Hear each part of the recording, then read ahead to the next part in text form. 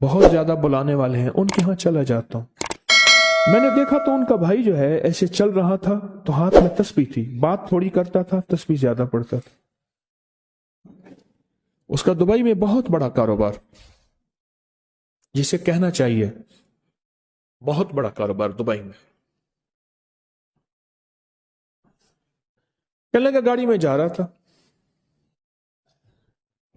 کچھ لوگ آئے، گاڑی کا دروازہ کھولا، بیٹھے، مجھے لے گئے۔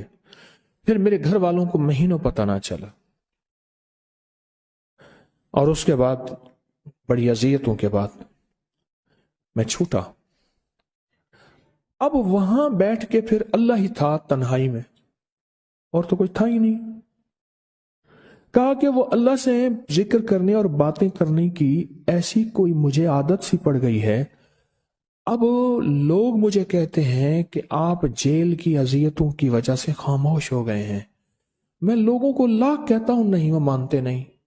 جیسے نا بندہ کوئی غم کی وجہ سے بعض اوقات نا چپ ہو جاتا ہے، وہ کیوں کہتے ہیں؟ اسے چپ لگ گئی ہے، خاموش ہو گیا ہے۔ کہا کہ میں لوگوں کو کہتا ہوں، نہیں، میں جیل کی وجہ سے خاموش نہیں ہوں۔ اس قید نے، اس جیل نے میرے اوپر جو آزمائش بھیجی ہے، اس قید نے اور جیل نے میرے اوپر جو آزمائش بھیجی ہے، اور میں پھر وہاں ذکر کا عادی بنا، دعاؤں کا عادی بنا، تسبیح کا عادی بنا، اعمال کا عادی بنا، اور وہ عادت سی پڑ گئی ہے۔ اور وہ عادت سی ایسی پڑی ہے کہ بس سارا دن اب اسی میں لگا رہتا ہوں، سارا دن اب اسی ذکر میں اور اسی یاد میں لگا رہتا ہوں۔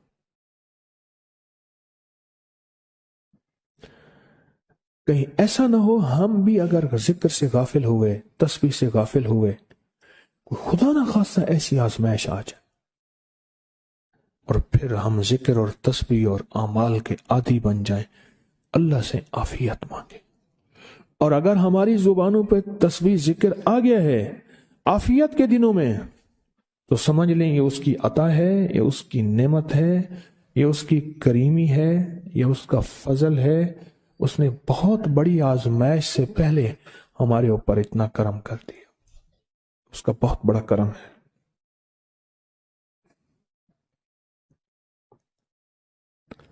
اس لیے اللہ جل شانہ کے حبیب کملی والے نے آزمائشوں سے پناہ مانگی ہے۔ اللہم انی اعوذ بک من جہد البلا، آزمائش، کوئی بلا آ جائے، ودرک شقا، شقاوت میں میرا نام آئے، بدبختی میں، یہ بھی آزمائش ہے۔ وسوء القضاء، میرے لیے ایسے فیصلے ہونا شروع ہو جائیں جو مجھے برباد کر دیں، ایک کے بعد دوسرا میرے حق میں فیصلہ، میرے خلاف فیصلے سارے۔ وشماتۃ الاعداء، اور ایسا وقت میرے آزمائش نہ آئے کہ دشمن تالیاں بجائے، دشمن ہنسے اور میرا مذاق اڑائے۔ اس لیے میرے آقا نے، میرے حضور نے آزمائشوں سے پناہ مانگی ہے، عافیت مانگی ہے۔ اللہم انی اعوذ بک من زوال نعمتک، اللہ نعمت دی پھر اس کا زوال آ گیا، وتحول عافیت، عافیت دی اور تو نے چھین لی۔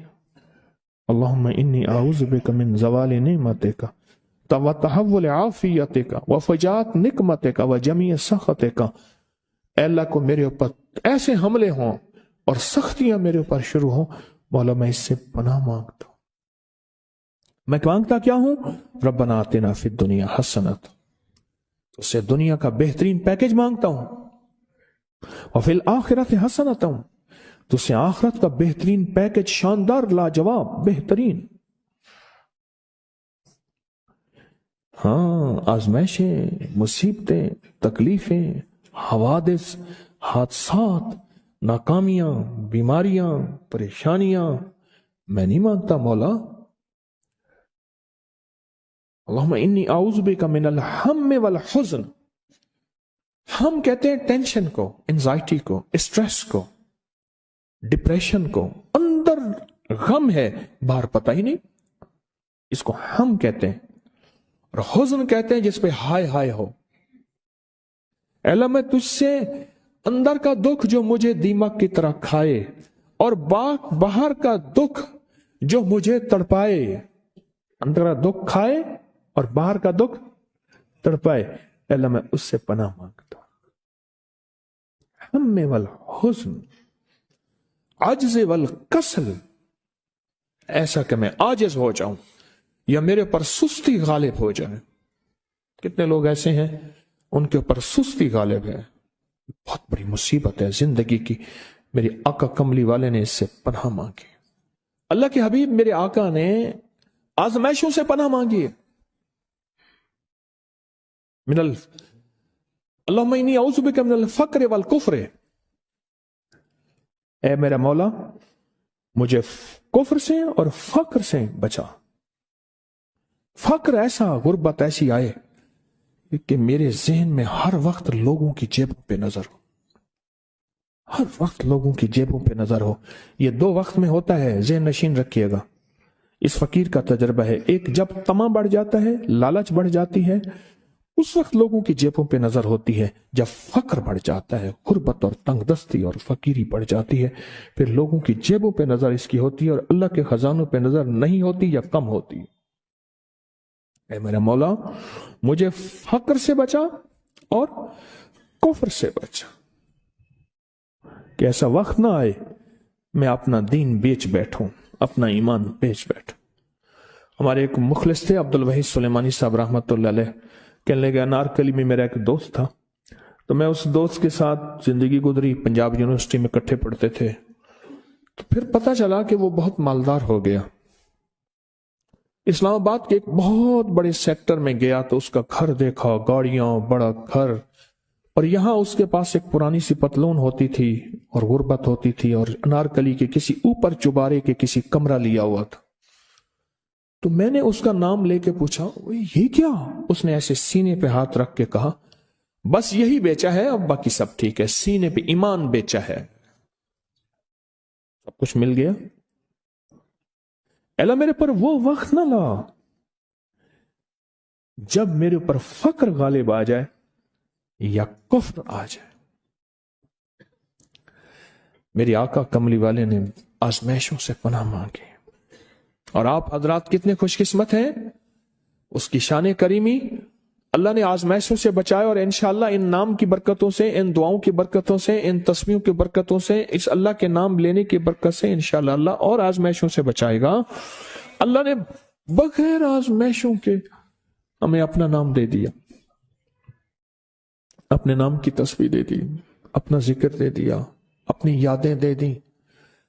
کسی جگہ منہ سے اللہ نکل جاتا ہے، کہیں رحمان نکل جاتا ہے، کہیں بسم اللہ نکل جاتا ہے۔ ابو عبداللہ مغربی فرماتے ہیں میں نے رسول اللہ صلی اللہ علیہ وسلم کو خواب میں دیکھا، عرض کیا مجھے اللہ سے ایک حاجت ہے، کس وسیلے سے دعا مانگوں؟ عرض کیا مجھے اللہ سے ایک حاجت ہے، کس وسیلے سے دعا مانگوں؟ کوئی عمل بتا دیں، کوئی وسیلہ بتا دیں آقا۔ میں نے حضور سے خواب میں سوال کیا تو آپ نے ارشاد فرمایا جس کو بھی اللہ سے کوئی حاجت ہو اسے چاہیے وہ سجدے کرے، یعنی 2 رکعت ادا کرے اور سجدے کی ہر رکعت میں 40 مرتبہ آیت کریمہ پڑھے، جو میں عمل میں بتایا کرتا ہوں، لا الہ الا انت سبحانک انی کنت من الظالمین۔ جب بھی کوئی مشکل ہو، الجھن ہو، پریشانی ہو، کوئی تکلیف ہو، کوئی مسئلہ ہو، تو میرے حضور نے فرمایا کہ تو ایسا کر، تو ایسا کر، تو کیا کر، تو نفل پڑھ، ہر رکعت میں سبحان ربی الاعلیٰ کے بعد 40 مرتبہ آیت کریمہ پڑھ، اور پڑھ ایسے ڈوب ڈوب کے، مانگ مانگ کے، گڑ گڑا کے، بھیکاری محتاج سائل اور منگتا بن کے پڑھ۔ اور حدیث میں آیا کہ کوئی مصیبت زدہ اس کو نہیں پڑھتا جس کی مصیبت دور نہیں ہوتی۔ آیت کریمہ کو فرمایا کوئی مصیبت زدہ اگر پڑھ لے اس کی مصیبت دور ہوتی ہے۔ اور ایک اور حدیث میں ہے کہ کبھی ایسا نہیں ہوا کہ کسی مسلمان آدمی نے کسی چیز کے لیے اسے پڑھا ہو اور اس کی دعا قبول نہ ہوئی ہو، اور اس کو ترمذی اور نسائی نے روایت کیا ہے۔ میرے آقا فرماتے ہیں کہ میں جب شب معراج میں میرا ایک شخص پر گزر ہوا جو نور عرش میں چھپا ہوا تھا، عرش کے نور میں اتنا ڈوبا ہوا تھا، خود چھپا ہوا تھا عرش کے نور میں۔